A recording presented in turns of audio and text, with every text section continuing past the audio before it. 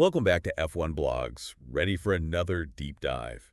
Today we're heading to the desert, the Qatar Grand Prix. We're talking penultimate race of the season, tensions are high, championships are on the line, but this was no Verstappen victory parade. Oh, no, not at all. This race was a roller coaster. Buckle up then, because we're diving deep into the chaos, the comebacks, and everything in between. Sounds good. Let's get into it. All right, so picture this.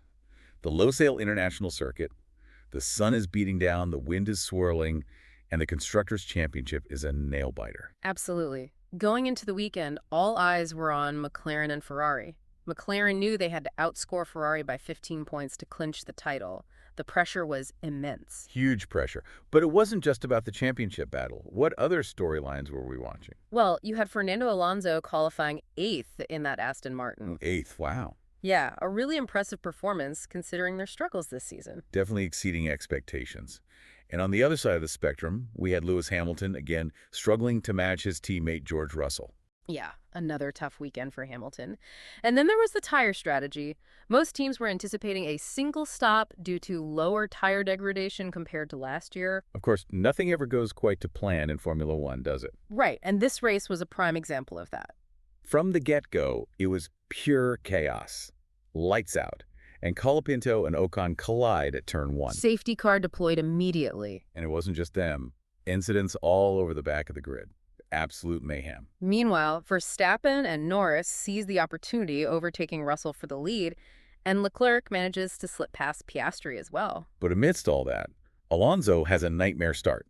Loses a bunch of positions, and on the radio, he's already reporting car problems, especially with straight-line speed. Yeah, you could really sense his frustration, not the start he was hoping for. And to make matters worse, Stroll picks up a 10-second penalty for colliding with Albon. Not ideal. Definitely a setback for Stroll. Those penalties can really ruin your race. And the drama didn't stop there. Safety car makes another appearance when Perez retires with mechanical issues and Hülkenberg ends up in the gravel. It was relentless. Just when you thought things couldn't get any crazier. And these safety car periods always throw a spanner in the works, don't they? Suddenly strategies get flipped on their heads. Yeah, huge impact on the race. Especially for Alonso. He makes this brilliant move, pitting for fresh, medium tires during that second safety car period. Such a smart call. Minimized his time loss and gave him a big tire advantage for later in the race. Talk about turning things around. Absolutely. But while Alonso's making his move, we see Sainz and Hamilton both suffer dramatic tire punctures. Oh, brutal. Just when you think they're in a good position. Gone. Plummeting down the order. Heartbreak for both of them. And then, to top it all off, Lando Norris, running at the front, gets hit with a stop-and-go penalty. Speeding under yellow flags. A tough one to swallow, especially with the Constructors' Championship hanging in the balance. It did raise some eyebrows, that penalty. Always debate about the consistency of those decisions. Right, definitely some controversy there. But anyway, the race restarts. Verstappen's holding on to the lead. Leclerc and Norris are charging. And Alonso, well, he's on a mission. Flying through the field. Yeah, making up for that disastrous start. Incredible drive. But we're just getting started. There's so much more to unpack from this crazy race. Buckle up, everyone. The story's only just beginning. Welcome back to F1 Blogs. We're deep in the thick of this Qatar Grand Prix. And before the break, things were getting pretty wild. Oh, yeah, a race full of drama, and the question on everyone's mind was, could anyone stop Verstappen? And of course, that intense battle for the Constructors' Championship, every point mattered for McLaren and Ferrari. Absolutely. But first, let's talk about Alonso. I mean, what a recovery. Yeah, starting off with car troubles, losing positions, it didn't look good. Not at all. But that decision to pit for fresh tires during the second safety car, that was genius. A total game changer. Why was that strategy so effective? Break it down for us.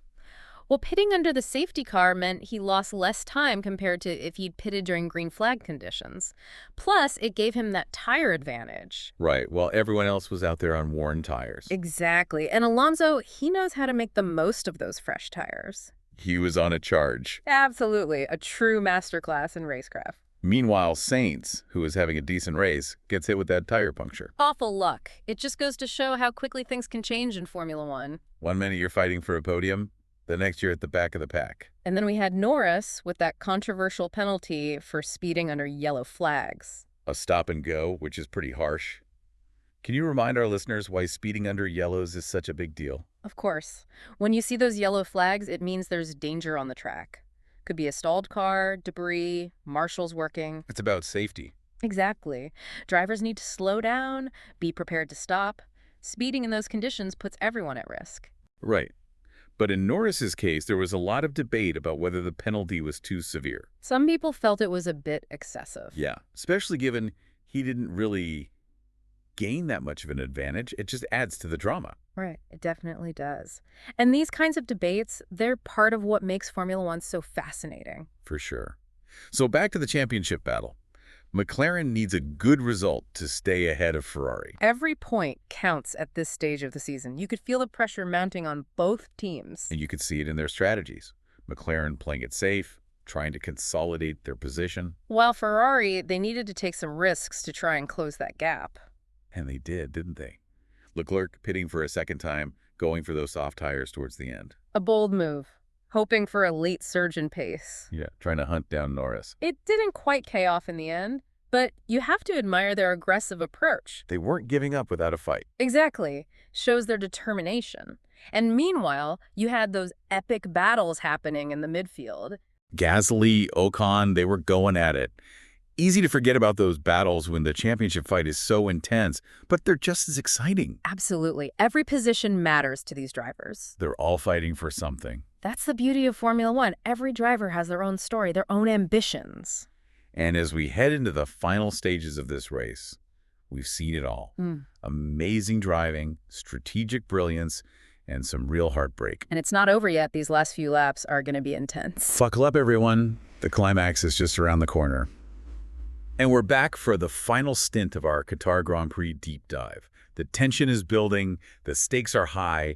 What a race this has been. It's all come down to this. Verstappen leading the way, but behind him, LeClerc, Norris, and Piastri, they're all in the mix. A real fight for those podium positions. Absolutely. LeClerc, on those fresh, soft tires, he's pushing hard to catch Norris. But Norris isn't giving up an inch. Some great defending from him. He's driving like he's got a point to prove after that penalty. And Piastri right there as well, putting pressure on both of them. What a drive from him. He's showing everyone why he's one to watch, that's for sure. Cool, calm, and collected under pressure. And a checkered flag drops. Verstappen takes the win, but the real drama was for those other podium spots. LeClerc manages to secure second, Norris holds on for third, and Piastri just misses out in fourth. Heartbreak for Piastri, but a brilliant drive nonetheless. Absolutely. And for LeClerc and Ferrari, that second place was crucial for the championship. Damage limitation, you could say. And Sainz, after that tire puncture, he manages to fight back to sixth. Talk about resilience. He could have easily given up, but he dug deep and salvaged some valuable points for Ferrari. Yeah, a real champion spirit. Huh. So at the end of the day, McLaren, they didn't have the best race, but they still extend their lead in the championship. They played the long game, avoided any major mistakes, and it paid off. But it all comes down to that final race now. Still all to play for. It's going to be a tense finale, that's for sure. And Alonso, let's not forget him, 7th place after all those troubles at the start. That's a remarkable achievement. Shows you what he's capable of. He just never gives up. Makes you wonder, what if he had a car that could really challenge for the win? Now that's a thought. Alonso in a top team, he'd be a real threat. We can only dream. But for now, we have one race left to decide it all. One last showdown for the 2024 season. And we'll be back to break down all the action. Looking forward to it.